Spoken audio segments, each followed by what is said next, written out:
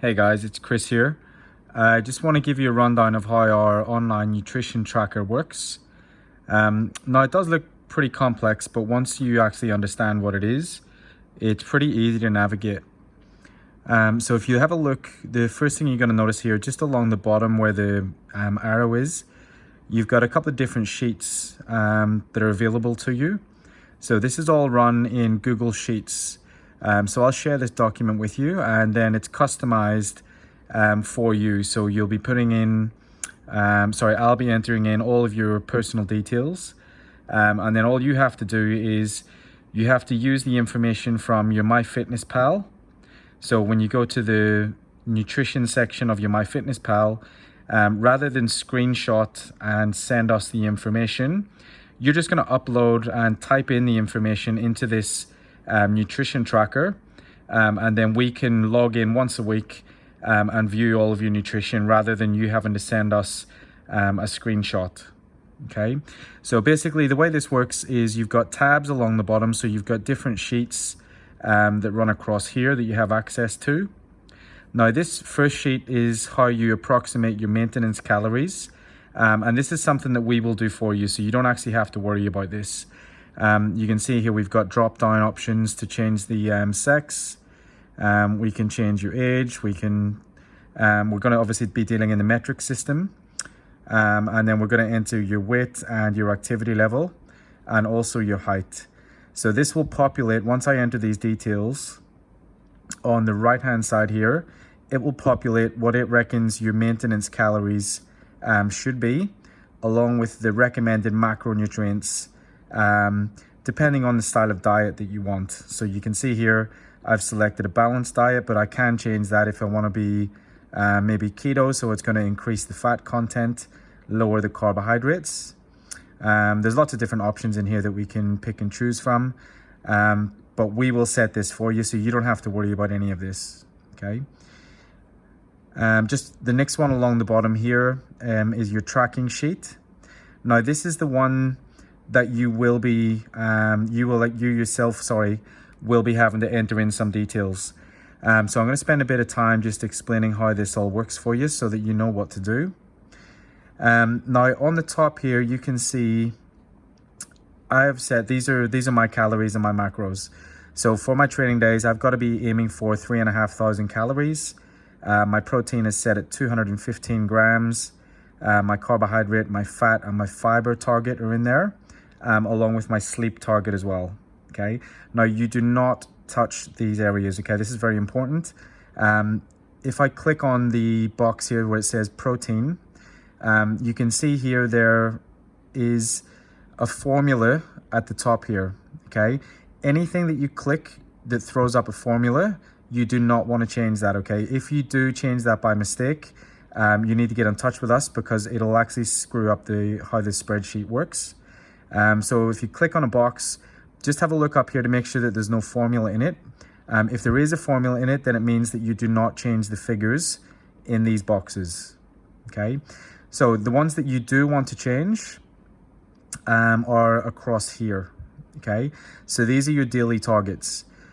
So what's going to happen is I'll set you up with the date across here, and once I enter your start date, it will auto-populate 1 year's worth of content all the way down here.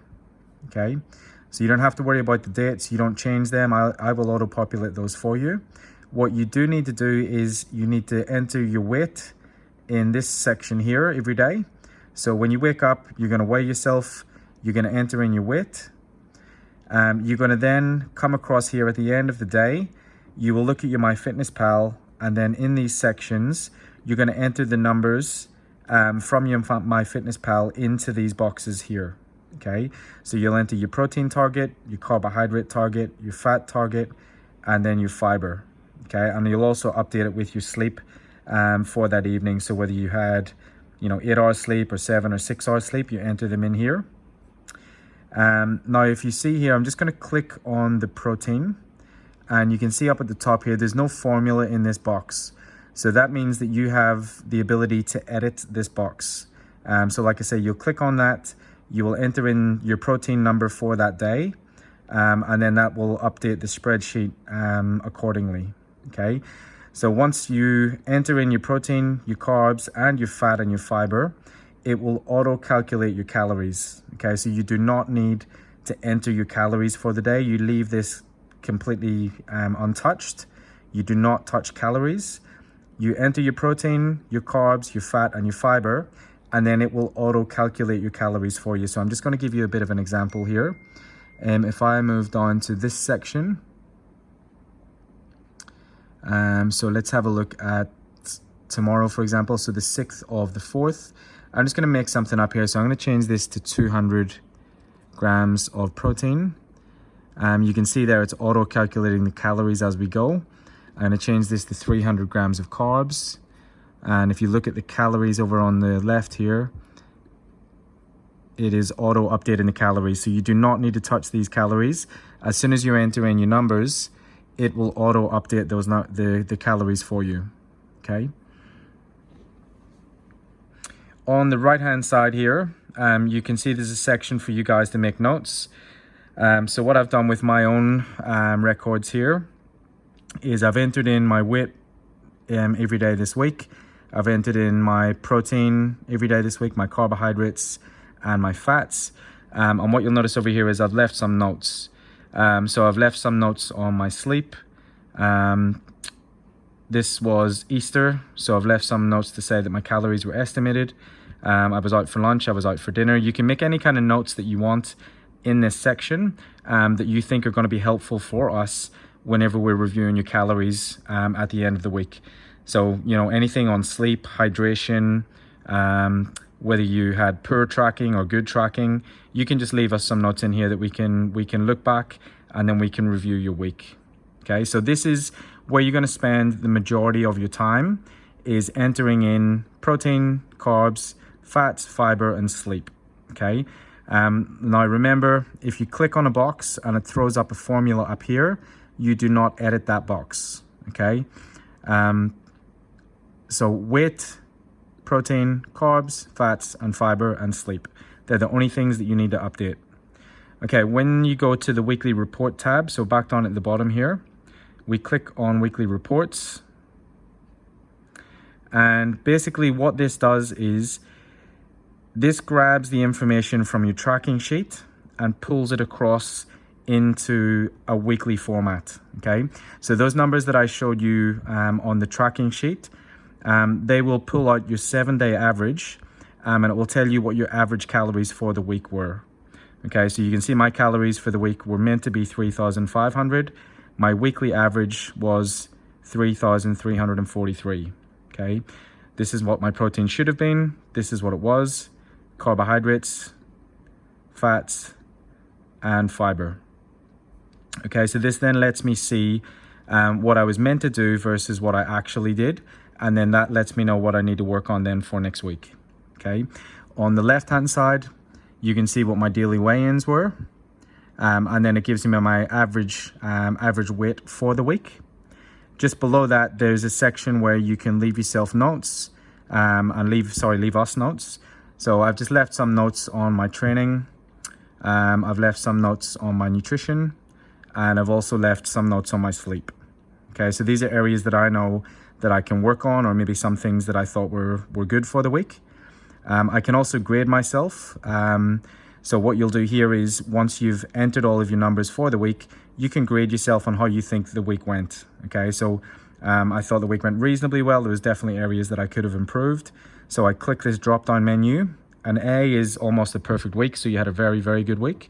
B is decent, not too bad. C could have been better. D is starting to go south, and then you can see down at the bottom, if you've had a tragic week, you can just click on that.